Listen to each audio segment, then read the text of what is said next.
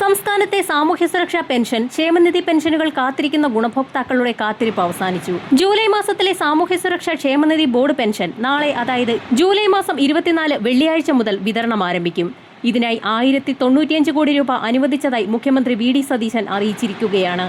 നാളെ രാവിലെ മുതൽ ആദ്യഘട്ടമെന്നോണം 26.67 ലക്ഷത്തോളം വരുന്ന ബാങ്ക് അക്കൗണ്ട് നമ്പറുകൾ നൽകിയിട്ടുള്ള വാർദ്ധക്യകാല പെൻഷൻ, വിധവാ പെൻഷൻ, ഭിന്നശേഷി പെൻഷനുകൾ, കർഷക തൊഴിലാളി പെൻഷനുകൾ, അവിവാഹിത പെൻഷനുകൾ കൈപ്പറ്റുന്ന ആളുകളുടെ അക്കൗണ്ടുകളിലേക്കുള്ള വിതരണമാണ് നടക്കുന്നത്.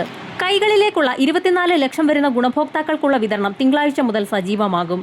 നിലവിൽ 66.22 ലക്ഷത്തോളം ക്ഷേമ പെൻഷൻ ഗുണഭോക്താക്കളാണുള്ളത്. സാമൂഹിക സുരക്ഷാ പെൻഷൻ വാങ്ങുന്ന 51.87 ലക്ഷം പേരും ക്ഷേമനിധി ബോർഡുകളിൽ നിന്ന് പെൻഷൻ ലഭിക്കുന്ന 14.35 ലക്ഷം പേരും ഉൾപ്പെടെയാണിത്. ജൂലൈ മാസത്തിൽ സാമൂഹ്യ സുരക്ഷാ പെൻഷനുകൾ കൈപ്പറ്റുന്ന ഗുണഭോക്താക്കൾക്ക് 2000 രൂപ വീതവും, ക്ഷേമനിധി ബോർഡുകൾ വഴി പെൻഷൻ തുക സ്വീകരിക്കുന്ന ഗുണഭോക്താക്കൾക്ക് 1600 മുതൽ 2000 രൂപ വരെയുമാണ് വിതരണം ആരംഭിക്കുന്നത്. അനർഹരെ ഒഴിവാക്കി UDF പ്രഖ്യാപിച്ച 3000 രൂപ പെൻഷൻ നൽകാൻ സർക്കാർ അണിയറയിൽ നീക്കം ആരംഭിച്ചു കഴിഞ്ഞു. അനർഹമായി കടന്നുകൂടിയവരെ പൂർണ്ണമായും ഒഴിവാക്കി അധികഭാരം ഒഴിവാക്കാനാണ് ശ്രമം.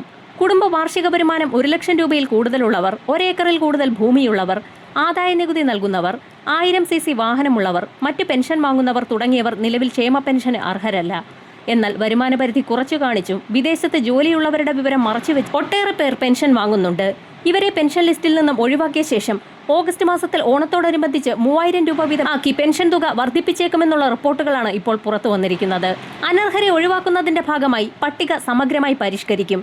തൊട്ടടുത്ത ദിവസം മുതൽ തന്നെ ഇതിന്റെ നടപടികൾ ആരംഭിക്കും. പ്രവാസി പെൻഷൻ 1 ഗഡു പെൻഷൻ തുക ഗുണഭോക്താക്കളിലേക്ക് എത്തിച്ചേർന്നു തുടങ്ങിയിട്ടുണ്ട്. 2 ഗഡു പെൻഷൻ കുടിശ്ശിക ഉടൻ തന്നെ അക്കൗണ്ടുകളിലേക്ക് എത്തിച്ചേരുന്നതാണ്. കെട്ടിട നിർമ്മാണ മേഖലകളിലേക്കുള്ളവർക്കും ഓണത്തോടനുബന്ധിച്ച് ആനുകൂല്യങ്ങൾ പ്രഖ്യാപിക്കും. ഇതോടൊപ്പം തന്നെ പുതിയ സർക്കാരിന്റെ ഭാഗത്തു നിന്നും വിവിധ മേഖലകളിലേക്കുള്ള ആനുകൂല്യ വിതരണം ഓണത്തോടനുബന്ധിച്ച് ഉടൻ പ്രഖ്യാപിക്കും.